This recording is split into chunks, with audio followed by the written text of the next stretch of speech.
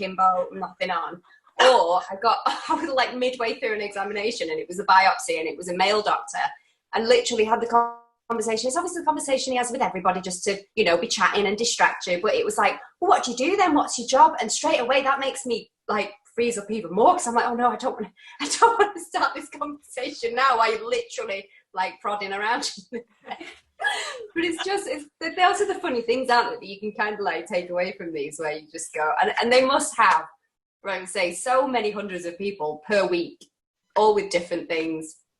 But yeah, I think it's just taking that shame and the taboo away, isn't it, and making it fun and more of just an open discussion. Yeah, just not normalising it, because nothing to be ashamed of. And like you say, they've seen hundreds and even glitter balls. They've seen everything, and they're not there to judge you. They're there to obviously check you out and make sure everything's okay.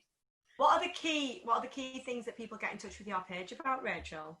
Or is it sort of varied? Yeah, I'd say it's varied, really. I get comments. I get quite a bit of praise, which is nice, which makes me feel like I'm doing the right thing. And I guess just people comment on my posts that I've done about different topics, and like I did one about I've always suffered with really bad migraines and things like that, and I've just posted a few various ways and natural remedies that might be able to help, and I had a few responses to things like that where people are like, oh, I never knew to try ginger or things like that, I'll try that. So I try not to put obviously medical advice on there, because like I say, I'm not a GP, but I'm just using it as like a platform to say to girls, like, don't suffer in silence, like you're definitely not alone, and we're stronger together, and like as soon as you start talking, you'll soon find that there's a community out there that are going through exactly the same things. So yeah.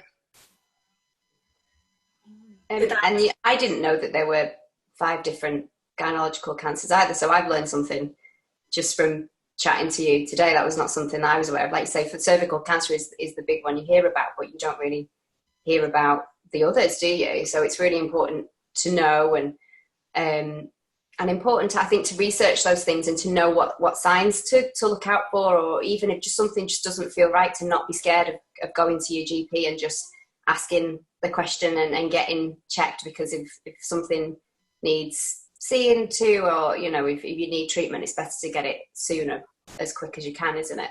Yeah, exactly. And one thing I've learned is it's like to be body aware and to know your normal cycle. And I've only just started last year, was to start a monthly calendar, and I'll write down like my flow basically, just so I know if there is any changes, then I can kind of monitor, and then I'll know if something's wrong.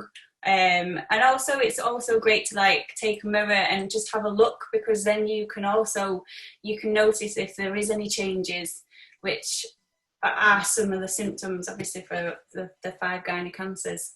So I'd say like it's important to kind of just track your period and just take a look every now and then to make sure you know what it's like, and if there's any difference from month to month, then you'll be able to recognise that something's changed. Yeah. Well, it's only like we're encouraged to check our breasts, aren't we, for lumps and bumps and changes. So it's only the same thing, isn't it? It's just checking another part of your body, and there's so many great apps out there as well. I use one called Glow, where you track your period and you can put notes in if anything's different. You can note what your flow's like. You can note what day you come on and come off your period. You can put in if you have migraines or you feel nauseous or anything like that. And like I say, they're fantastic ways to go, actually. This is a little bit different this month, or you kind of see a pattern. Yeah, it's great. There's so many different apps out at the moment, and I think it's just great, because again, when I was younger, we didn't have anything like this, and I just used to hate getting my period, and I wasn't really aware, I don't think, of like the cycles. And the more research I do, the more I'm learning, and I'm 32. So I think it's great that they're going to start teaching it in schools, and I think it would have really made a difference if we were taught it at school. Yeah, because I think all we were taught is that the girls were taken into one room, showed a sanitary towel and a tampon. Yeah. given a free sample. And they were the days where if you got a magazine or when the Tampax advert was on telly, you could ring a number and you get a sample sent to your house.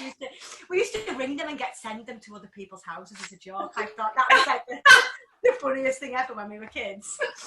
So that was kind of like the only period like thing that we ever had. And now I think I was 11 when I started my period, so I was really young. I think like that you don't really know anything at the time about it, and that you've got it every month for the rest of your life. Then from then on, yeah. I remember I was 12 when I started mine, and actually the biggest thing I remember about it is I didn't really understand. I think I remember going to the toilet and I remember there being blood, and I remember being like, okay, and I told my mum, and she picked me up and she started cheering and swinging me around the room, and I was like, what is going on? She's like, you've got your period. And I was like, is it? Okay, cool. She's like, you're a woman now. So I think that was a bit right reaction though. Like it was, she made it she really embraced it and made it like a joyous celebratory thing.